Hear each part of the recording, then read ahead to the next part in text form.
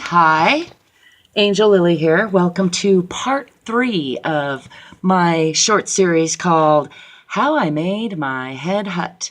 This is my Earthship-Inspired Mega-Sculpture I call the Head Hutt. That's the upstairs and that's the downstairs. I'm up here in the eye window, one of the eye windows, which I always dreamed of making. So I made some. So here's the thing.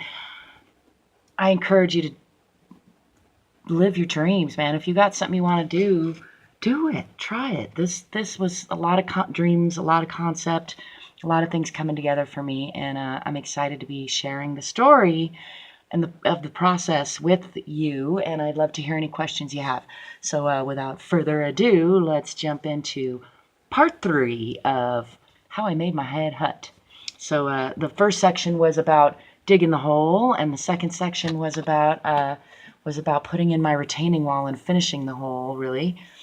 And this next section is about pouring the bond beam. That's a big part of a load-bearing structure. You know, I learned lots in building this, and one thing I learned about was Catenary arches, one of my favorite things. I learned a lot about lightweight concrete. I learned a lot about fly ash and pumice. I learned a lot about tires and earth and holes and hole digging.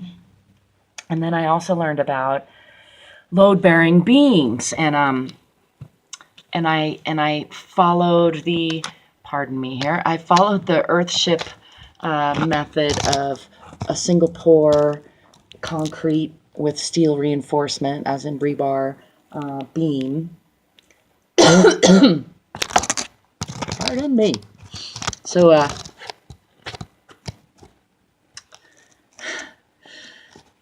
to pour that, so first I had to build a retaining wall, which there's various ways to do that, but we kind of did it the tricky hard way with cans, which is another Earthship-inspired way. I don't necessarily recommend that, but it does lend itself well to making a round shape, and it was, you know, low budget and low tech, and so some of my friends helped me, and they certainly helped me drink the beer of the cans and collect the cans, and then so I have a tiny little bit of can wall down here. I think I'm showing you. I can't actually see what you're seeing now, but anyway, I actually did a nice job and left them uncovered with their silver bottoms all facing out. Kind of spent a lot of trouble to make this double can wall, retaining wall for my bond beam. It took me, I don't know, it took me months and some help from friends, although I did a lot of it myself. And it had to be about, it was, so I left a gap that was about 8 inches wide at least. It kind of varied a little. That's the thing. The cool thing about this kind of construction is it's very low tech and very forgiving for you know, in precision, because we're dealing with 24-inch base round earth wall and tire, and so this concrete bond beam that I was going to put, that I did put my that I brought. It's actually not it's not as load bearing as it could be, you know, if I'd have built this a different way, but I wanted to practice that method, so I did make it fully load bearing, C-shaped. I actually have this weird kind of head portion where this comes out, so it's a circle down there, but then there's a little extra egg face shape on the front here because it's a head hut. So anyway, pouring that bond beam, I had a little, it's one of the areas I had. There's various areas I had some help with this, although I did build it pretty much all by myself with my bare hands. I, of course, still had, you know, some friends over and helped here and there. So many hours, actually, out of the many thousands of hours I put into it, you know, probably at least 100 of those were friends helping me. So, any case, some of those were with this bond beam, and the day of the single pour, it was the first time that I dealt with that much concrete, which wasn't really technically that much. I don't remember how many bags it was. I think it was 130 or something, and I had a mixer that I'd bought and practiced using, and then and actually it was the second mixer. That's a whole other story, but I bought one from Harbor Freight that was a piece of shit and took it back, and they were really nice and gave me my money back, and then I went and bought a different one from Home Depot, which I've since destroyed, and I need a new mixer for my next project now, in case you want to give me one. But anyway, I enlisted the help of a very good friend, and he came over and helped me for single pour day after I ordered up the cement, and that was exciting because, again, I was working on a low budget, so it was one of the bigger chunks of expense to get the rebar and the cement here. I think it was 500 or 800 bucks. I don't remember. It was a little chunk, a hefty chunk for me, and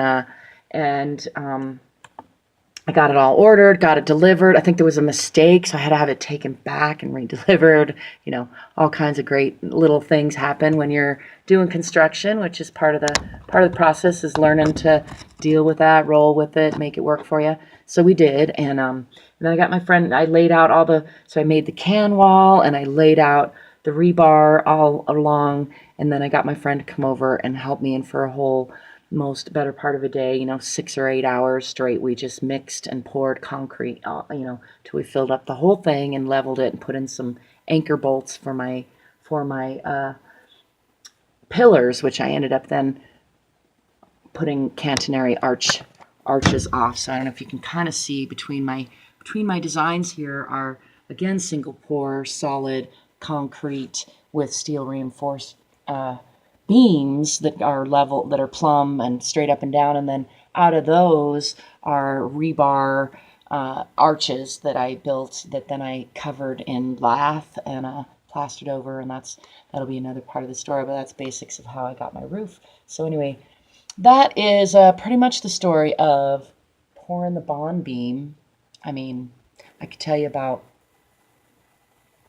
the goofiness that we embarked on that day, and how much fun we had, which it was fun. And that is something I want to say about construction or art projects or just life in general, is that, man, make sure you're enjoying the process. So even if things are not going the way you planned, or if they're going exactly as they planned, but either way, like, enjoy it, have fun. So if you can, get a friend to come help you with hard things like I did with pouring the concrete. And if you can, use things that are easy, like beer cans and tires and recycled products, and or reused products that were going to go in the trash. This project is made largely out of lots of recycled glass and tires and paper, shredded paper, and then I bought some lumber, some vigas, some cement, some rebar, some lath, and what else? Some latches and little things, but mostly it's been largely out of recycled material, earth. I got a lot of earth packed in the tires, and I went and got some clay earth for some of the infill, and I made my own paint with some lime plaster and pigments. That was really fun. I'll walk you through that in another section of the story. That'll be like the finishing details section, I guess. Anyway, I think this section kind of went fast. It's a little short. It was just the bond beam section. And if you would like to know more about my project, I love to get questions, love to answer them. It really helps me clarify what people like to know about. And so please subscribe, shoot me your questions down there. Let me know what you think of this new little mini series of how I made my head hut. This is section 3. Make sure you go back and watch section 2 and 1 and look forward to sections probably 4, 5, and 6, maybe even 7 and 8. I don't really know how many sections it's going to be. We will see. Till next time, cheers.